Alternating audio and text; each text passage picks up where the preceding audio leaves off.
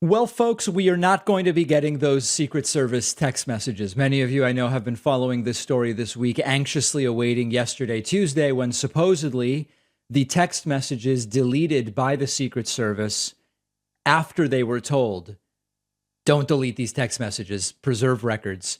They are not going to be able to turn them over to the January 6th committee investigating the Trump riots. This is a really, really big deal. This really actually should be a major scandal, and I don't know if it's going to become one, as it seems even the Secret Service under Trump, which we suspected, we talked about it at the time, even the Secret Service under Trump, supposedly, in theory, apolitical, fell under the thumb of wacky Trumpism.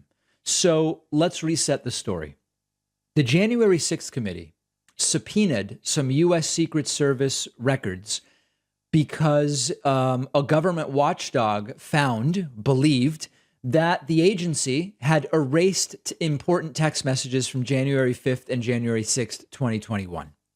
The Secret Service was told, even if these were deleted, you have to recover them. And there were conflicting and changing explanations as to why the Secret Service didn't have them. First, it was something related to changes to the pieces of equipment, elements of technology that they were using. They did a phone migration. Well, it turns out that phone migration started after the request for these text messages. So it's all increasingly more and more fishy. And now we learn you're not going to get the text messages. Washington Post report, Secret Service cannot recover texts. No new details for the January 6th committee.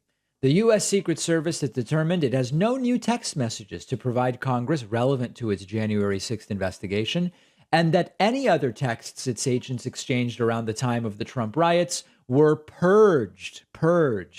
Also, the National Archives sought more information on the potential unauthorized deletion of agency text messages. The U.S. government's chief record keeper asked Secret Service to report back within 30 days about the deletion of records, including describing what was purged and the circumstances of how the documentation was lost. It's just gone, guys. And yes, it's as suspicious as a situation as it sounds. It is amazing what you are unable to do when you're determined not to do something. And I'm reminded of Donald Trump and his tax records. Donald Trump was obviously from day one determined never to publish his private tax records. It was abundantly clear. And so first it was, well, I'm under audit, as he liked to say, from the IRS. And once the audits are complete, then, but wait, sir, which years are under audit? Give us something. It can't be that every year of recent taxes is, well, I'm under audit. I'm under audit and my lawyers say don't do it. Oh, okay. So then after, well, no. And well, now it's re-election. It's 4 years later. You're not still being audited for those same years, are you? Well, I don't know. The American people don't care about that.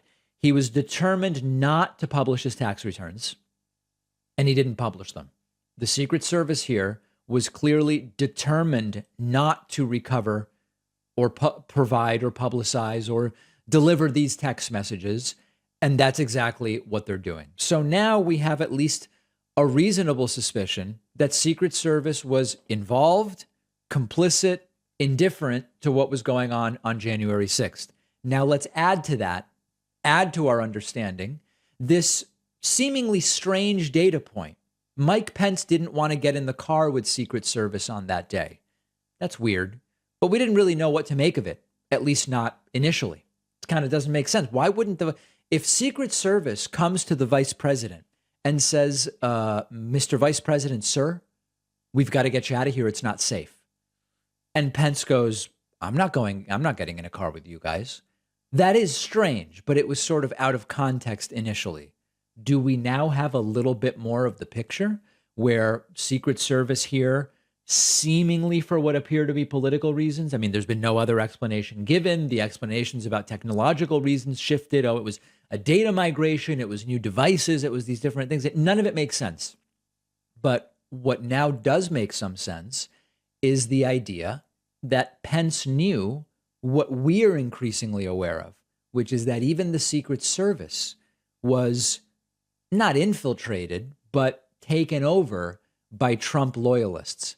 If you think back to when Trump was in the hospital with COVID, And on day 2, Trump insisted on going out for this joyride with his mask on to wave to people around Walter Reed Hospital. And we all said that's hugely irresponsible. He's stuffing a bunch of he's very sick, and he's stuffing Secret Service agents into the vehicle. And we heard anecdotally, oh, some of the Secret Service agents didn't like it. They were exposed, high rate of COVID among them. Maybe most of them were actually okay with it. I mean, at the end of the day, if it was Trump loyalists handpicked even within Secret Service to be around him, maybe they thought it was cool that he was going around and saying hi to the people. So that's increasingly the picture we have of Secret Service under Trump. Now, separately, what's going on with Merrick Garland? Merrick Garland is Attorney General, and so far, he's shown no willingness to really go after high-level people potentially involved with criminality related to January 6th, related to the post-election period. What's going on at DOJ, we don't know. This is investigation worthy. The Secret Service should be investigated over these deleted texts by the highest level, and that would be, as a federal agency, that would be by the Department of Justice. Is that going to happen? Is there any evidence Merrick Garland is willing to do that? It's an extraordinarily suspicious timeline. Congress tells the Secret Service, preserve the documents from January 5 and 6 on January 16th. It had only been 10 days. January 16th, 2021, Congress says, keep the documents. And then again, they say that on January 25th. And then 2 days later, this is now 2 weeks after being told, keep the records, the Secret Service starts a phone migration. And all of a sudden, it's all gone. And we can't get any of it. This is major news. This should be a major scandal. We will see where it goes. Science has shown us that lowering your body temperature at night improves sleep in many ways. Our sponsor, Chili Sleep, creates systems that cool down your bed, promoting deeper, higher quality sleep. It also just feels great. I use it at home. I'd recommend it to anyone, and I've recommended it to some friends who now use it as well. Chili Sleep's product, the Ooler, the Cube, and the Dock Pro, they're all water-based, temperature-controlled pads that fit onto your existing mattress. You can keep your bed as low as 55 degrees, as hot as 115 degrees. I like 60. Their new Dock Pro sleep system has double the cooling power of other models, 5 times the cooling contact, whisper quiet. You can control it with your phone. It's awesome. With Chili Sleep, there's no more feeling hot at night, no more sweating. Cooling your bed down like this is amazing. You really have to try it for yourself. When you go to chilisleep.com/Pacman, you'll get 30% off the Ooler and Cube sleep systems and 10% off the new Dock Pro. This offer is only for my audience. The link is down below.